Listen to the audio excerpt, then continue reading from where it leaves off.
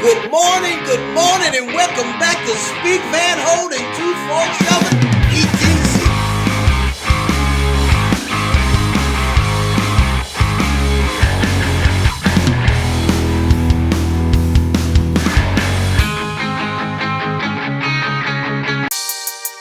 This morning we're talking about Judge Nancy Mueller and Danielle Uher, attorney at law.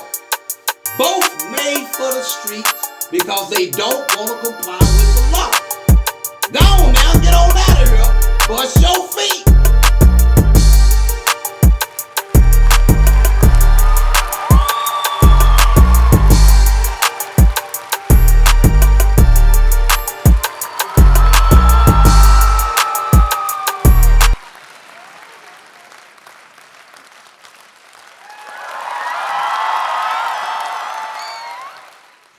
I am talking to the Honorable Judge Nancy Mueller in Criminal District Court number 6 in Dallas County, as well as Danielle Uher, attorney at law.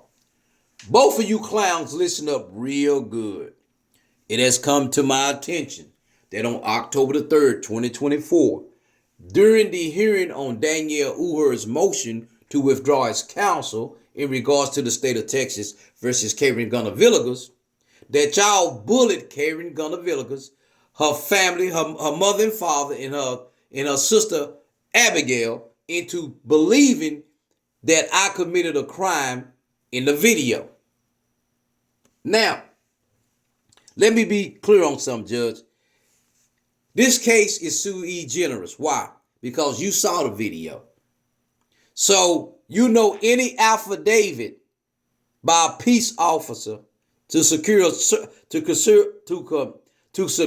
a arrest warrant must be based on the facts in the video. So when they don't conform to the facts in the video and you issued a warrant, you don't have immunity whatsoever, because now you acting without jurisdiction. In order for a trial court to have jurisdiction, a crime would have had to be committed. You are faced with the fact that a crime wasn't committed in regards to that video. Therefore, you don't have no immunity. Now, before an arrest warrant is issued, the Fourth Amendment requires a truthful, factual showing in the affidavit used to establish probable cause. That is based on Franks versus Delaware, the Supreme Court case issued back in 1978. It's also established that because the Constitution prohibits an officer from making prejudiced or reckless false statements to support a warrant, if it's found that an officer, a peace officer, filed a sworn affidavit to secure an arrest warrant and it wasn't truthful, they can be sued. Now, I'm not worried about an arrest warrant, but if you do issue an arrest warrant, that's a guaranteed payday for me. And I will be suing for $5 million. And I will get that money. So let's get into the video that Danielle Uher asserts is a violation of the Texas Penal Code under threats. Let's dispel the myth and let's get into the business. Roll it. This now brings me to Texas Penal Code section 22.07, terroristic threats. This is where threats fall up under. A person commits an offense if he threatens to commit any offense involving violence. Remember, people, involving violence to any person or property with intent to, number one, cause a reaction of any type to his threat by an official or volunteer agency organized to deal with emergencies. Number two, place any person in fear of imminent seriously bodily injury. Now, we need only concern ourselves with 1 and 2. The rest of that don't matter, don't apply. Now, I'm going to upload the video clip in which they are claiming I threatened her and it was a violation of the law. My contention, and I'm right and they're wrong, is my threat of legal action is protected under the First Amendment, and at no time or occasion can a First Amendment right be converted into a crime. Now, So when somebody say he threatened me, the question is, what is the nature of the threat? A threat is a generalization. What is the nature of the threat?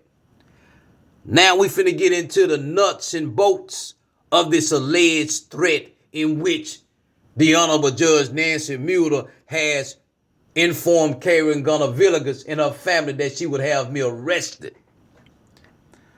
I warn you, Judge, the day you have me arrested for that video is the day that life will get a lot better for me financially. Do we understand, Judge? I hope so. Now let's get into the video. Enjoy. Get your popcorn, tramp.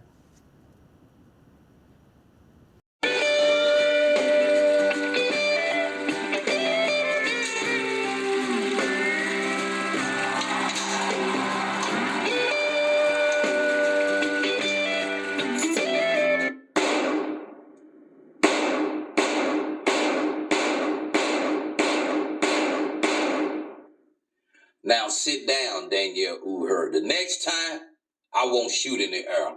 The next time you try to run, you keep running from this, it will not end well. There will be no more bullets in the air. There will be a Article 1107 writ of habeas corpus. Now sit down.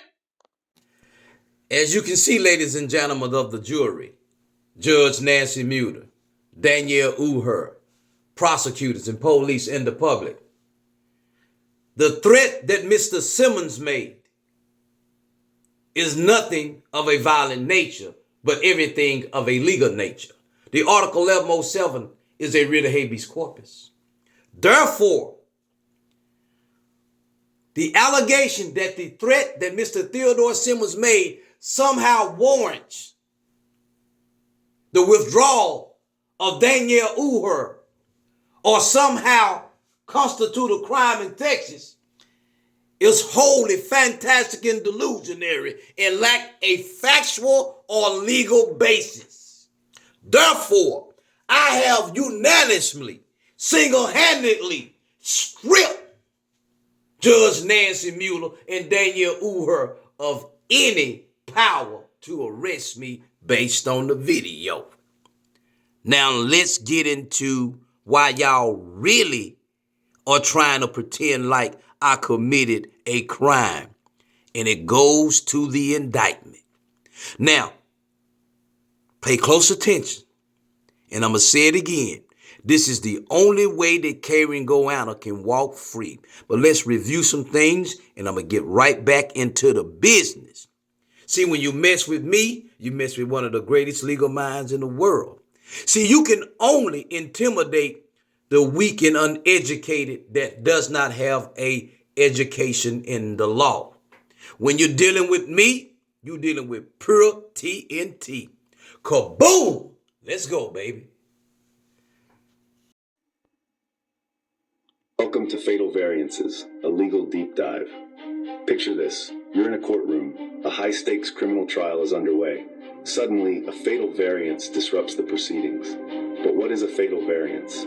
It's a discrepancy, a mismatch between the charges in the indictment and the evidence presented at trial. When this happens, it can undermine the accused's rights to a fair trial. Now let's consider a landmark federal case, Berger, United States. Here, the Supreme Court ruled that a fatal variance occurs when there's a significant difference between the indictment and the proof. When such a variance is discovered, the case is dismissed. Why? It's simple. The accused has the constitutional right to be informed of the charges against them and to confront the evidence in court. So when the evidence doesn't match the indictment, it's a fatal variance, a game changer.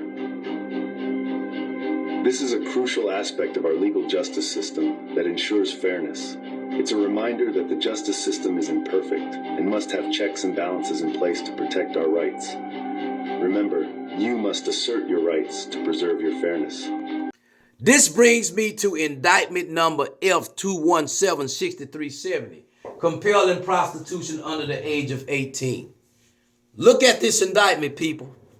There's nothing in this indictment alleged to place the defendant nor the defendant's attorneys on notice as to what the state, the prosecutors would seek to prove at trial. So once the alleged victim get on the stand and they started listening testimony from her, and she started saying this happened, this how it happened, it's not going to match up with what's in the indictment, because the indictment is silent as to what is going to be proven. Therefore, KAREN GAONA Villegas has been deprived of notice of the charges. This is something that she was telling Danielle Uher. Go back and look at the letter that she wrote me that I uploaded, that I sent to Danielle Uher. Danielle Uher got so mad that I had the evidence, and KAREN GAONA Villegas had the evidence, where she was instructing her to protect her right to a fair trial. Remember, people, to protect your right to a fair trial, you must assert your right. So the question today, people, why is it that every attorney, Danielle Uher, wants to take KAREN GAONA Villegas to trial without full notice of the charges? This deprives her of a fair trial. See, as y'all can see, people, they do not want this Mexican, this illegal alien, to have a fair trial. They have went to the extent to pretend that I threatened Danielle Uher and I violated the law. You better get the fuck out of my face with that punk shit, because you're going to have to bring that punk shit on to speak Van Holen. Bring that shit on. I just exposed you hoes. The only way Karen will walk free is to listen to me. I guarantee her freedom. If she don't listen to me, she going to prison. I have established that y'all are trying to convict her based on her race.